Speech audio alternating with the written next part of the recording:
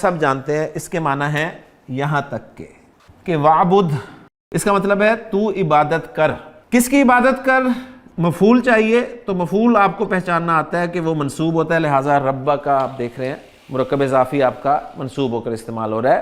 تو عبادت کر اپنے رب کی، حتیٰ یہاں تک کہ، اب دیکھیں وہ حتیٰ اسی معنی میں یہاں تک کہ، اس لفظ کے بعد جب بھی فعل مضارع آئے، یہ میں شرط اس لیے لگا رہا ہوں کہ حتیٰ کے بعد آپ کو اسم بھی نظر آ جاتا ہے، جیسے قرآن مجید میں حتیٰ مطلع الفجر، ترجمہ یہاں تک کہ ہی کرتے ہیں ہم۔ حتیٰ کے بعد فعل مضارع آئے گا تو آپ نے نوٹ کرنا ہے کہ وہ منصوب یا خفیف ہو کر استعمال ہوگا۔ یاتیہ کون سی کیٹیگری ہے؟ پہلی، یہ یاتیو تھا جو کہ حتیٰ کی وجہ سے یاتیہ ہو گیا۔ آنا اس کے معنی ہوتے ہیں، اور اس کے ساتھ چونکہ مفعول کی ضمیر لگی ہوئی ہے اس لیے میں نے اس کو دو نقطوں کے ساتھ ہی لکھا ہوا تھا، اب یہ پورا ہو جائے گا۔ یہاں تک کہ وہ آ جائے تیرے پاس، یہ دو میں سے ہے تو اندر باہر، ابھی اس وقت اندر ہے کیونکہ ہمیں آگے کچھ نظر نہیں آ رہا مرفوع، تو آگے آ رہا ہے الیقین۔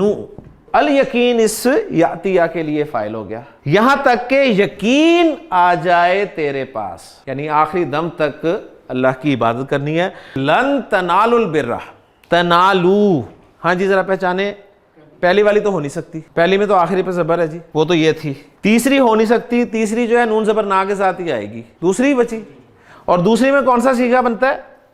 یہ والا۔ تو لن تنالو، یہ یا والی ہے، یہ تا والی، تو یہ تا والی ہے ایکچولی، کیونکہ علامت مضارع سے پتہ چلے گا آپ کو کہ تا والی ہے یا والی ہے۔ اگر یا لگا ہوتا تو یہ نالو ہوتا۔ تو لن تنالو البر حتی تنفقو، تنفقو پہچانے، 1 2 3 کون سی شکل نظر آ رہی ہے؟ دوسری۔ تو گویا یہ تنفقونا تھا، وہ تنالونا تھا، حتیٰ کی وجہ سے ان کا نون ڈراپ ہو گیا۔ حتیٰ تنفقو مما تحبون، لن کیا کرتا ہے؟ زوردار نفی اور فعل کے معنی مستقبل کے ساتھ خاص۔ لن تنالوا البر، البر کہتے ہیں نیکی کو، تم نیکی کو ہرگز نہیں پہنچ پاؤ گے، حتیٰ یہاں تک کہ تنفقو، تم خرچ کر دو، مما تحبون، اس میں سے جو تم پسند کرتے ہو۔ اب ہم چلتے ہیں آخری 2 حروف کی طرف جو کہ ایک ہی کام کے لیے استعمال ہوتے ہیں، کئی اور لام جو کہ لام کئی کہلاتا ہے۔ یہ معنی بالکل جیسے کہ آپ کے سامنے لکھے ہوئے کئی کے معنی ہے تاکہ، یہ تاکہ کا مفہوم دیتا ہے، اور تاکہ جو ہے ہم وجہ بتانے کے لیے استعمال کرتے ہیں۔ جی پہچانے جی صیغہ خلقنا، پہلا صیغہ ہے ماضی کا، اس نے پیدا کیا نہ ہمیں، یہاں پر یہ نہ جو ہے یہ مفعول کی ضمیر ہے، اس نے ہمیں پیدا کیا۔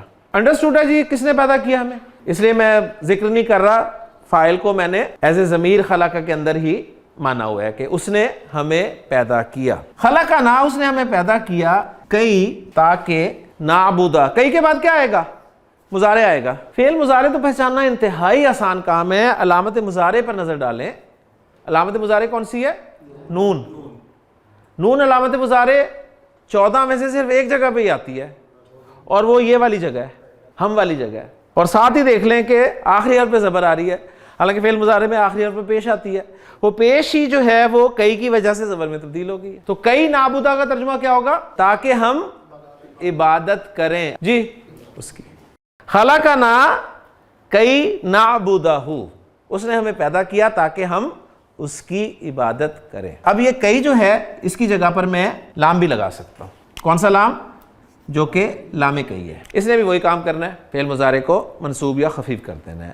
لنعبدہ، تاکہ ہم اس کی عبادت کریں۔ قرآن مجید میں آپ کو دونوں ملتے ہیں، اور جیسا میں نے کئی کے بارے میں بتایا کہ کل 6 جگہ پہ قرآن مجید میں استعمال ہوا ہے، باقی اکثر جگہ پہ آپ کو یہ لام فعل مضارع کو خفیف یا منصوب کرنے کے لیے استعمال ہوتا ہوا نظر آئے گا۔ ندرسو، ماضی یا مضارع؟ مضارع، ماشاءاللہ۔ مضارع کے 2 میں سے 3 میں سے یا 9 میں سے؟ 3 میں سے، نون والا ہے تو یہ 3 میں سے ہے۔ جب 3 میں سے ہوتا تھا فاعل ہمیشہ اندر ہوتا ہے، آگے فاعل آئے گا ہی نہیں، اور نون والا فاعل نحنو ہوتا ہے، لہٰذا فاعل کے ساتھ ہی ترجمہ کرتے ہیں ندرسو، ہم پڑھتے ہیں، ہم پڑھ رہے ہیں یا ہم پڑھیں گے، تینوں ترجمے ممکن ہے، ٹھیک ہے، ہم پڑھتے ہیں یا ہم پڑھ رہے ہیں یا ہم پڑھیں گے۔ اللغۃ العربیۃ، کون سا مرکب ہے؟ مرکب توصیف، معرفہ معرفہ، مؤنث مؤنث، منصوب منصوب، واحد واحد، عربی زبان۔